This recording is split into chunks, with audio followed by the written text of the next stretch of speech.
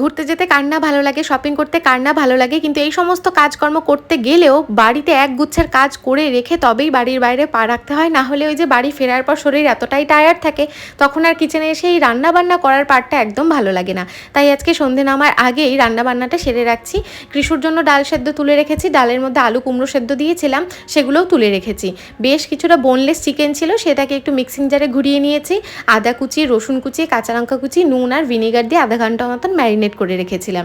এবার ওই বোনলেস চিকেনের মধ্যেই বেশ কিছুটা মুসুরির ডাল বাটা, চালের গুঁড়ো, আদা রসুন কুচি, কাঁচা লঙ্কা কুচি, পেঁয়াজ কুচি, নুন আর বেশ কিছুটা কালো জিরে দিয়ে ভালো করে একসাথে মিশিয়ে এটাকে ঢেকে সাইড করে রাখছি।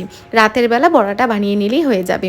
এবার একটা ফ্রাইং প্যানে 2-4টে শুকনো লঙ্কা গরম করে নিয়েছি, আর তারপর সেই সর্ষের তেলের মধ্যেই বেশ কিছুটা পেঁয়াজ কুচি আমি লাল লাল করে ভেজে নিচ্ছি। ওই যে ডালের মধ্যে আলু সেদ্ধ দিয়েছিলাম, সেটাকে এগুলো দিয়ে বেশ সুন্দর করে ঝাল ঝাল করে মাখা করে নেব। আর কৃষুর জন্য কুমড়ো সেদ্ধটা তুলেই রেখেছি, ওর ওটা রাত্রেবেলায় হয়ে যাবে। এই যে আলুটা মেখে রেখে যাচ্ছি, সমস্ত কিছুই মোটামুটি তৈরি। বাড়িতে এসে শুধু বড়টা ভেজে নিলে কিন্তু রাতের খাবারটা হয়ে যাবে। আসলে এই সমস্ত কাজকর্ম করে রেখে গেলে কি নিশ্চিন্তে কেনাকাটি করে বাড়িতে আসা যায়, কারণ আমাদের মাথা থেকে ওই চিন্তাটা থাকে না যে বাড়িতে এসে রান্নাবান্না করতে হবে। কৃষকে রেডি সেডি করিয়ে নিচে নিয়ে এসেছি। প্রথমে তো বাচ্চাদের সাথে একটু খেলাধুলো করছিল, কিন্তু যেই না ওর বাবা অ্যাক্টিভা বের করেছে, ব্যাস তখন আর কাউকে পাত্তা দেবে না। কৃষু আসলে ওর বাবাকে পেলে মানে এদিক ওদিক কোনো দিকেই তাকায় না। সবাই বলে না যে ছেলেরা একটু মা ভক্ত বেশি হয়, তবে আমাদের ঘরে কিন্তু সেই ব্যাপারটা নাই, একদম উল্টো পুরাণ। কৃষু আবার ওর বাবাকেই বেশি ভালোবাসে। জুডিওর কাছে আসতেই কৃষু আমাদের হাত দিয়ে ডাইরেকশন দিচ্ছিল যে এই দিকেই নাকি জুডিও আসবে। ওর আমাদের আশেপাশের সমস্ত অলি গলি, কোথায় কোন দোকান, কোথায় কোন শপিং মল, সব একেবারে মুখস্থ। এখন থেকে তো আমরা ঠিক করেই নিয়েছি যে যদি কেউ আহমেদাবাদে ঘুরতে আসে, কৃষুকেই তাদের সাথে ঘুরতে পাঠাবো। ও একেবারে আহমেদাবাদ ঘুরে ঘুরে দেখাবে। এই যে ওর বাবা যেই না ফোনে কথা বলতে বাইরে এসেছে, ওর আর তর্স হয়েছিল না, বাবার পেছন পেছন বাইরে চলে এসেছে। এইখানে আমি এসেছিলাম মেনলি একটা স্যান্ডেল নেওয়ার জন্যই, তবে আমার এই হালকা হিল ওয়েজ টাইপের এই স্যান্ডেলটা আমার বেশ ভালো লেগেছে।